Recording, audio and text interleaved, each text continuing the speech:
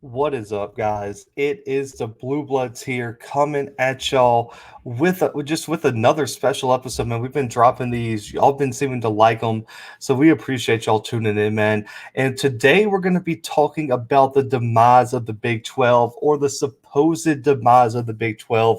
We had a special episode, I'll link it in the bio, regarding Texas and Oklahoma headed to the SEC, and there was a lot of speculation on where the Big 12 would move from this. Would they go out and recruit AAC teams? Would the conference dissolve? Would they find a way to keep Oklahoma and Texas in? We kind of have an answer to a lot of those questions right now. So we're going to get into those today. And the first thing we got to talk about is Oklahoma, Texas. It's almost confirmed that they're both headed to the SEC. I know the Big 12 offered to give them more revenue share, things like that. And I think it was already a done deal for Texas and Oklahoma to be headed to the SEC. So really not much the Big 12 could do there. But then there were reports Kansas, Iowa State, both already in talks with the Big 10, reportedly, from a lot of big people reporting that on Twitter and other various media outlets. So those two schools could be interesting. And then the other report is TCU is also looking at the Pac-12 as an option.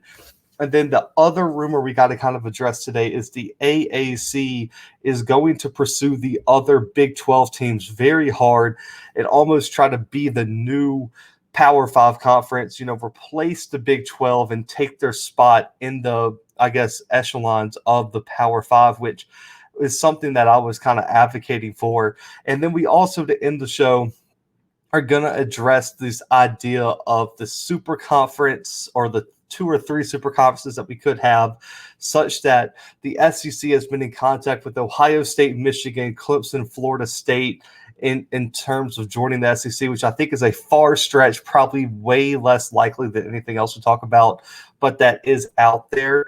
And kind of, what that could look like in terms of recruiting all these different schools across the country to these, few super conferences. So let's kick it off here and talk about how, if we know the Big 12 can't be safe, so how is the Big 10 going to jump into this? So you already got Texas, Oklahoma headed to the Big 12. The Big 10's in an interesting spot, though, because they have a little bit of leverage. Cincinnati is an option for them to bring in with Kansas and Iowa State. They also have the rivalry between Kansas State that they can look towards and kind of bringing them along too. Then you would instill the Iowa State rivalry into the Big 10, which would be great. You could have a Ohio State Cincinnati type thing. We can give Cincinnati a chance on the big stage, but they also have the interesting thing in taking a shot at Notre Dame. I know it's a stretch, and I know they're much more likely to go the ACC route, but I think the Big Ten is going to make a run at Notre Dame, because why wouldn't you make a run at Notre Dame? Notre Dame has a history of playing Michigan and other Big Ten teams, so why wouldn't you at least try to get that national brand into your conference when the SEC just landed two powerhouse brands in Texas and Oklahoma? So that's going to be interesting right there. But then on top of that, how great, Kansas doesn't bring a lot to football. I get that, and their basketball program is much more appealing. But I think, if you can bring Kansas in, the basketball is huge. And also Lance Leipold, who just came over from Buffalo, would be well suited to get that kind of Big Ten stretch and get that boost in recruiting as he steps in to try to fix one of the most abysmal programs in the country. So that's going to be interesting there. And that's kind of where the Big Ten sitting right now is. Iowa State's a great option, Kansas, but who do you bring in other than that? So, like, if you want to bring in four to kind of do the super conference type idea, would you go the Kansas State route, which I think would be a good option, and bring in someone like Cincinnati or Notre Dame? Or would you go the full Big 12 route and bring in someone maybe like an Oklahoma State, who is probably not going to force their way into the SEC deal and needs a place to go? I think that could be a good option. But right now, I think the Big 10, Kansas and Iowa State, based on all reports, are the most likely teams going to wind up in the Big 10. we'll keep y'all updated as more things come. And then the ACC has a clear option. West Virginia falls right in the blueprint. The old Big East is, all of those teams are sort of spread out through the ACC. Why not just throw them in there? It's a perfect geographical fit. It's a perfect talent fit. West Virginia would fit in great with the ACC, so go ahead, throw them in there. But who do you bring in other than that? And this is where the AAC, it's going to be real interesting, because I know there's that report that they're pursuing these Big 12 teams pretty hard. But if they can't get them, could we also see the demise of the AAC? Because if I'm the ACC, I got West Virginia, I need to bring someone with them. Memphis, Appalachian State, Coastal Carolina, UCF. All these schools fall right into the geographical location.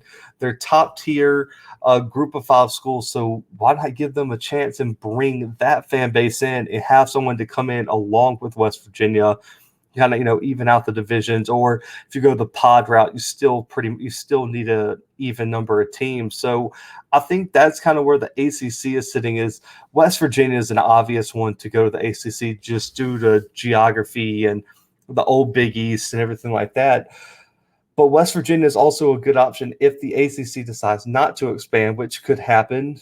And they probably are going to go to the AAC, which gives AAC a huge argument to be another Power 5 conference. Because if West Virginia goes, you probably could snatch a TCU. You probably could snatch a Texas Tech, an Oklahoma State, someone like that, and really round out your conference real nicely. They already have Houston down in Texas. You got Tulane in Louisiana. They have the geography works for that conference as well. So the 2 wild cards for me are the ACC and the AAC, because what the ACC does is really going to determine whether the AAC has a realistic shot at moving up to the Power 5. And if you have an AAC conference with the likes of Cincinnati, Memphis, UCF, West Virginia, Oklahoma State, TCU, maybe Baylor, a Texas Tech, a Houston, a Tulsa, why wouldn't you consider that a Power 5? I think you would almost have to. And I think what we're going to see is, even though it might be the demise of the the Big 12, I think you could see the rise of the AAC. Just kind of rise out of the ashes of the Big 12, which would be a very interesting development, especially in terms of the new playoff developments that we had this all season, where it's the top 6 or the top the highest 6 ranked conference champions are in. Well, that's very interesting now, because now you take a spot away from the Big 12, which probably would have been one of the top 6 ranked. Well, now you slide in the AAC. Man, you're looking at a conference like the Sun Belt, the Mountain West, maybe even the MAC, who have a realistic and a really, really good shot to slip into there. And it's going to be interesting who stays Power 5, who stays Group of 5, because I think if you start adding Power 5 teams into a Group of 5 conference, there is going to be some realignment, some adjustment of expectations surrounding that conference. So you can't add all these Power 5 teams into the AAC and then tell them that they're not Power 5, because they're going to have to be.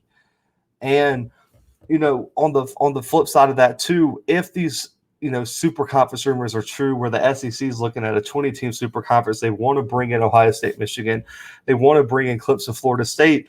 Well, what happened, at that point, the reason I don't think that's likely is because who do you form against that?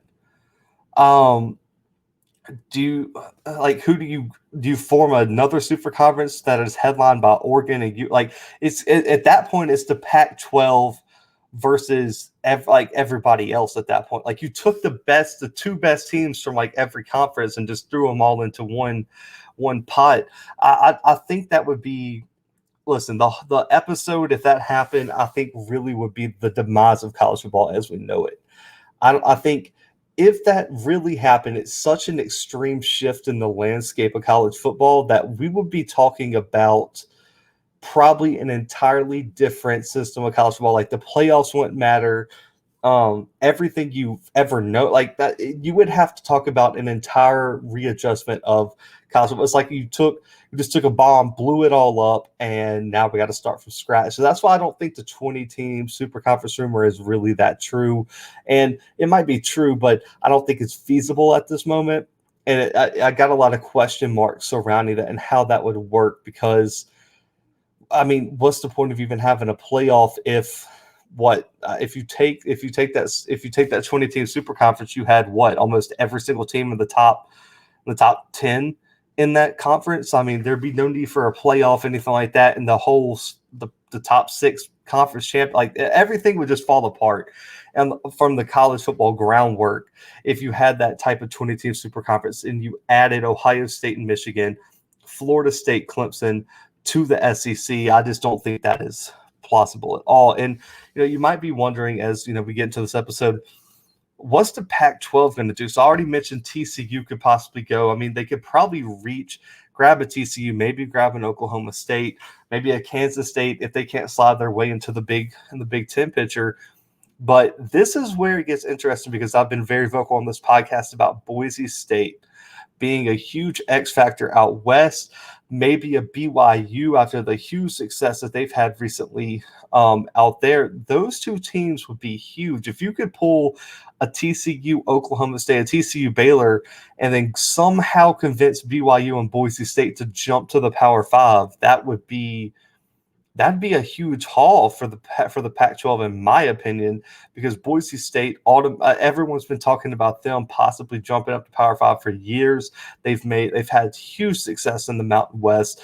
Can that translate? And what could happen if they can have the recruiting access and the recruiting structure and the funding if they join the Pac-12? That would be absolutely huge for that program. Same for BYU, who was a relatively historically successful program. And that would bring the Pac-12 up. I think it would greatly improve their chances of making the playoffs in terms of competitiveness and perception. But it would just tear the Group of Five apart, man. And I guess you could say, if you remove that top layer of Group of Five teams, if Cincinnati moves up, UCF moves up, BYU, Boise State, and etc., if they all move up to Power Five, does that open up a spot for some new Group of Five teams to emerge?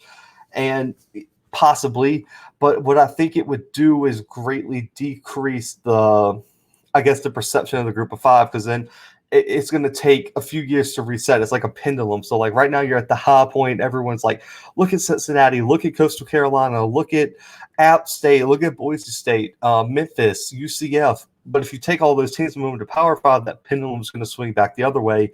They're going to be like, well, you took all the good teams, so everyone else down here is just trash, and they're not playing anybody. And so it's really a double-edged sword with the Group of Five, in my opinion. And so this has far-reaching ramifications, but I think the demise of the Big 12 is imminent.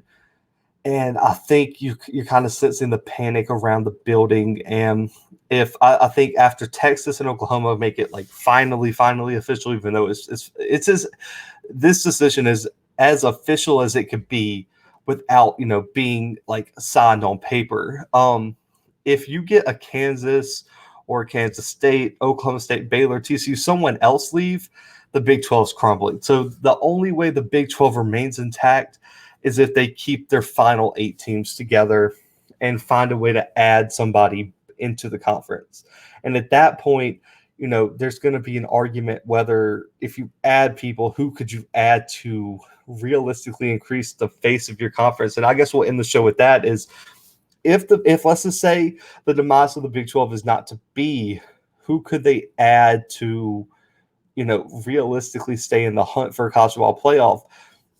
I think you would have to look at Boise State. I know it kind of increases because you would have West Virginia all the way on the east and Boise State way out west. But then it's got to be tough to find a Power 5 team that's rivaled the success in the past 20 years as Boise State. And I think you have to look at a Cincinnati. You have to look at a Memphis, and maybe and then maybe a UCF if you want to stretch that far. You already stretched to West Virginia, so I guess Florida, you can do it. It's just the geography of your conference is gonna really suffer grabbing teams like that, but that's like really your only option. And I mean, I guess you can comment below. What would y'all's opinion be if the Big 12 added those teams like a Boise State and a UCF or a Boise State and a Memphis? Like, would you still consider that conference Power Five without Texas and Oklahoma?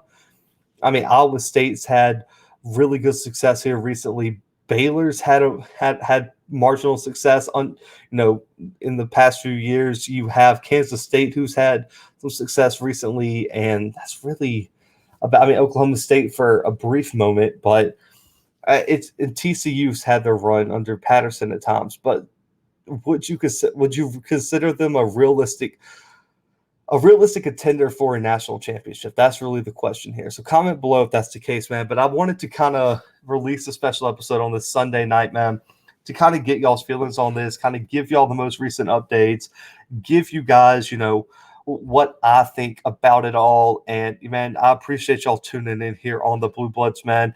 Listen, I looked up our YouTube stats, man. I think 82% of you guys who are watching are like not subscribed, man. So 82% of y'all, man. So make sure to hit that subscribe button, man. Give this video a thumbs up.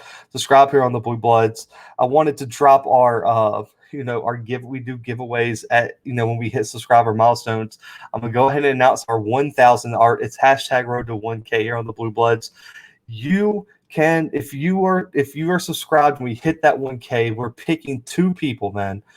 And you can bring a friend. So you and a friend get free tickets. Me and Brandon will pay for them to any regular season college football game this season or next, depending on when we hit 1,000. You get to pick whatever game y'all want to go to. We'll get y'all tickets, man. 2 tickets to whatever game y'all want, man. That's our giveaway for 1,000 subscribers. I told y'all we're going to do it big here on the Blue Bloods, man.